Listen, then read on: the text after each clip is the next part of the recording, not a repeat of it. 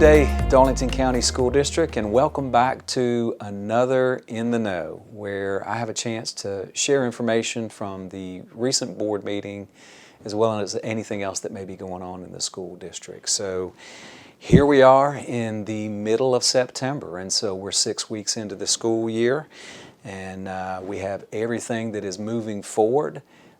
Running smoothly. I know everybody has your classrooms and your buildings, and the departments are fully operational and working towards taking our kids right now. So glad to be into the school year at this point in time. Again, I would like to start our In the Knows as I do all my meetings that I start now, which is with our new mission statement, which of course is to educate, empower, and prepare all for an ever-changing world. And so I want to make sure that I stay focused on that, and I help everybody else stay focused on our mission statement as well.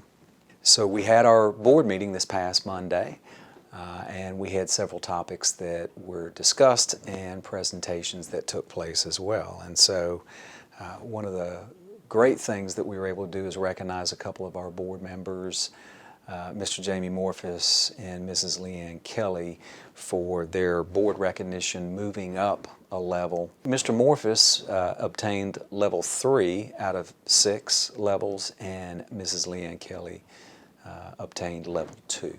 And so we were glad to be able to recognize them for their professional development efforts as board members. Then I also gave an update on our test scores that we've received that were finally unembargoed by the State Department.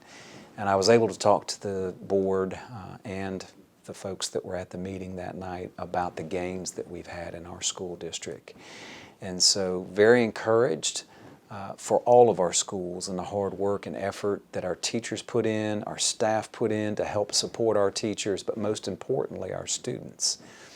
And so, again, I won't go through the whole presentation that I gave at the board meeting, but I will highlight a couple items.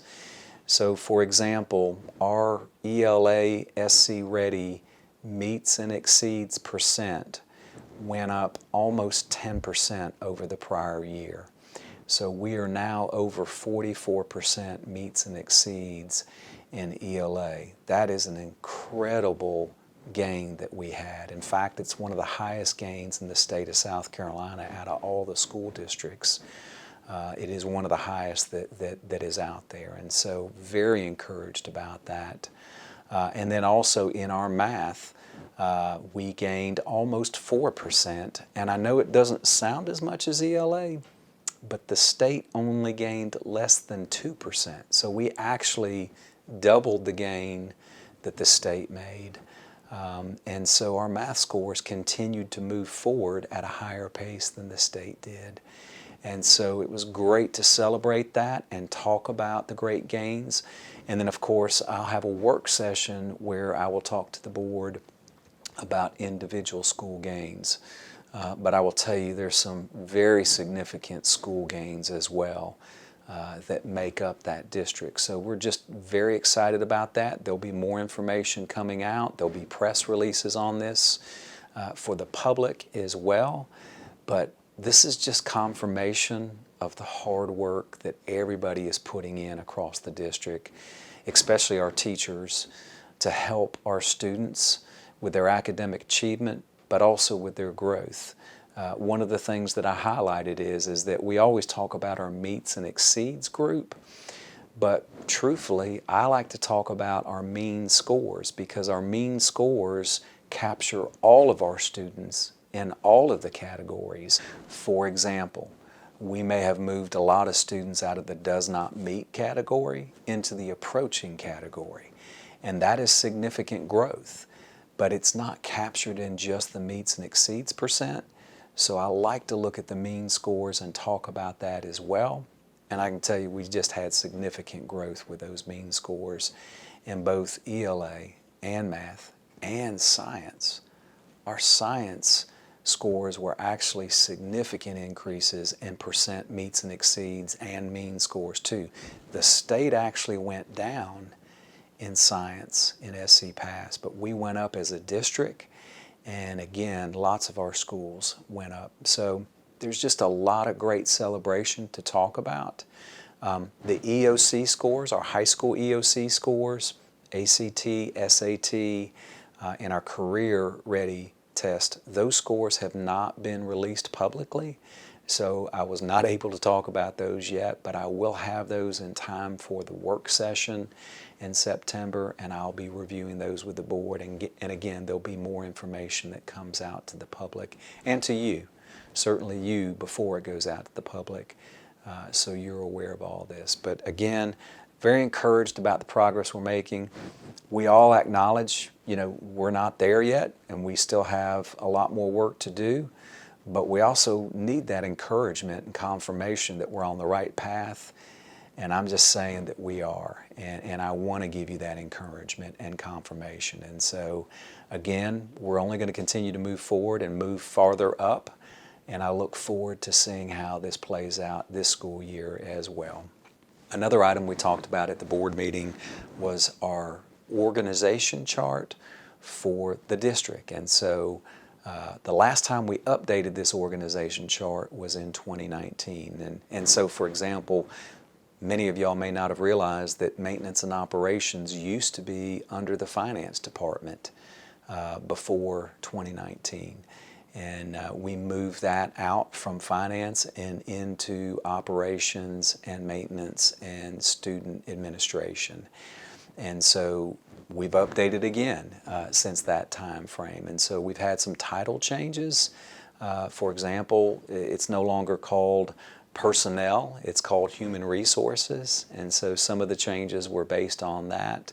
And of course, we have had a couple positions that have been added. For example, our workforce coordinator that we have, Mrs. Shannon Flowers, who has been doing all of our internships, as well as the Ascend program. She's been with us for the past few years. You might remember Ms. Quinetta Booterbaugh that used to be in that position originally. So that was a position that we did not have prior to 2019. And then also Dr. Leslie McCall is our mental health coordinator. She was not on that organization chart for before. So there was just some minor changes that we had to that, and that was first reading for the board. And again, we had a lot of recognitions that we talked about as far as from the schools and what's been going on in our schools. And that was the summary of the board meeting that we had.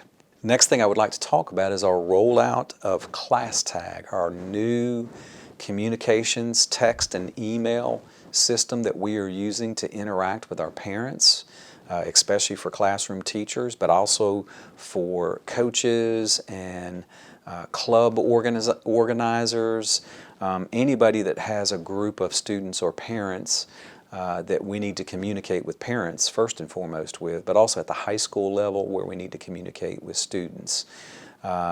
We had Remind in the past as a district, and unfortunately we had a lot of issues with Remind over security and the data that was in the system, as well as how data got into the system to make sure we captured everybody. So we had to put a new system in place, but ClassTag is our new system, and we rolled it out this week. A lot of positive feedback about how that is going. And so again, for our teachers in our buildings, for our coaches, for our club organizers, you are just now getting a chance to interact with it and invite your parents. And of course, as we move along with this system, we will be stepping back and looking at any changes that we may need to make. We want to at least give it a month or so to have the system out there, but then we'll certainly take feedback on how we can make the system better. But we are very encouraged that we finally have another communication tool, primarily for text and emails to parents, that is in place now. The next item we have another Orange Frog experience that we will be putting on September 29th. And so September 29th is a professional development day, and we've actually decided to condense our Orange Frog experience into 2 sessions. Normally it lasts a full day, but we have worked with our Orange Frog partners, and we've decided to do a session in the morning, a half-day session in the morning, and a half-day session in the afternoon. And so we have reached out to all of our schools.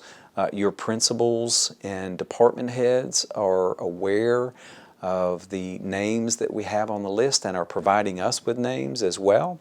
And so they will be communicating to you for all those that will be participating in a half-day Orange Frog experience. And again, this is for folks that have not been through a prior Orange Frog experience. Again, it is not a training, it is not a professional development as much as it is about a time for you and taking care of you and how we can take care of each other in our buildings in ways that we can reach out in our community as well. So it's a day full of laughter, a day full of joy. There might even be some tears involved in it, but it's a day for you to fill up and to be filled up with joy. So we look forward to seeing our folks for that particular Orange Frog experience on September 29th. Also on Orange Frog, our monthly challenge. And so September is Peace Frog. And well, what is Peace Frog? Well, Peace Frog National Peace Day is on September 21st of this month. And so it was a great time to recognize that for our schools and for our students, but more importantly to have discussions with our students about what does peace mean? And what does that look like across the world? And what does that look like in the United States? And what does that look like in the state of South Carolina? And what does that look like in the Darlington County School District? So again, teachable moments for our students, but also a lot of fun activities with the Peace Frog Challenge. I know there's a lot of tie-dye t-shirts that wound up getting worn by our students and our staff on these particular days and months, and then also just a lot of orange in the building. So I look forward to seeing the pictures and hearing about the activities in your particular buildings. So again, it's fall, which means Friday night football for our high schools. And this weekend we have Darlington, who is playing at Wilson High School. Hartsville is hosting at home Irmo High School. And Lamar is at McBee High School. And so again, we're excited for our football teams. I know Hartsville is off to an undefeated season so far. They have not lost a game. And Darlington actually is 2-2 on the season. They won their second game this past week, so a lot of excitement in the Darlington community. And Lamar finally gets to play a football team that is within their own size. So Lamar has been playing some really difficult competition, some larger football teams, larger classifications, but that prepares them for their in-season region, and I'm sure they will be back into their winning ways as well. So if you get a chance, please go out and support your home teams.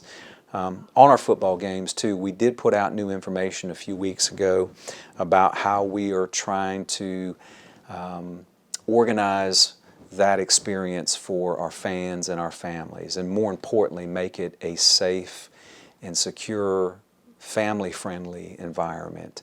And just know that that is absolutely top of priority for me, for our students, our families, our players, our coaches, that number one, they have a safe environment, but also number two, that they have an environment that is conducive to being able to enjoy a football game in a safe atmosphere. And so some of those items that we've put in place, we are asking our high school students to have their IDs with them at the football games. We are also asking parents and guardians to be with your sons or daughters or any student that is 8th grade or younger. They are not allowed into the football games without a guardian or an adult over the age of 21 with them. And then also we do have heightened security at our football games, as well as more administration and school presence. So again, if you want to be at a football game or your family wants to be at a football game, we absolutely want you there, and we want it to be the right environment, but we're not going to allow people to be at our football games that are not there to support their teams. So again, if there's groups of people just roaming around, that is not allowed at our football games. They will be asked to go into the stands and to their seats unless they're on the way to the bathroom or to concessions. And if they are not willing to do one of those three, then we'll ask them to leave, because again, we do not need people at our games that are not there to watch a football game and support our teams. So we really hope that this will help, again, make it a great environment. High school football is just a wonderful way for our communities to come together and to support our teams, and really just to support each other as well. And we're going to do everything in our power to make that a great environment for you. So as we wrap up our In the Know, I do want to give a shout out to our maintenance department.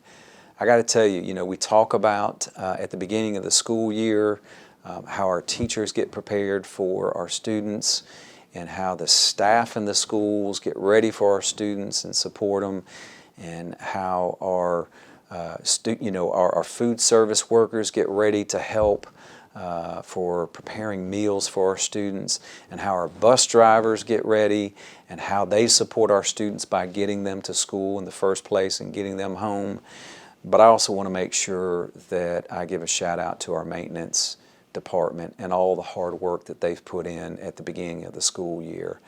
There were a lot of HVACs that had to be addressed during our very hot days, and they did everything they could as quickly as possible to make sure all of our rooms had air conditioning. Our maintenance department worked on everything from locked doors or doors that weren't locked or that needed to be addressed, to moving equipment and different materials out from the different buildings that may have needed to be moved out of hallways. The plumbers, the electricians, the alarm folks, the carpenters, the grounds and grass folks that had to keep up with all the rain. I just want to give you a sincere thank you for everything that you did to help us get ready at the beginning of the year as well. And I would encourage everybody in the district to give them a pat on the back when you see them as well. And I'm glad the weather is cooling off for us from an HVAC standpoint, and also maybe the grass won't be growing quite as quickly as it has been over the past 6 weeks. So with that, as I always say, please hug on your family members, those close to you. Tell them how much you love them. Tell them how much we appreciate them sharing you with us. And I hope you have a wonderful weekend. And more importantly, I look forward to seeing you in the next In the Know.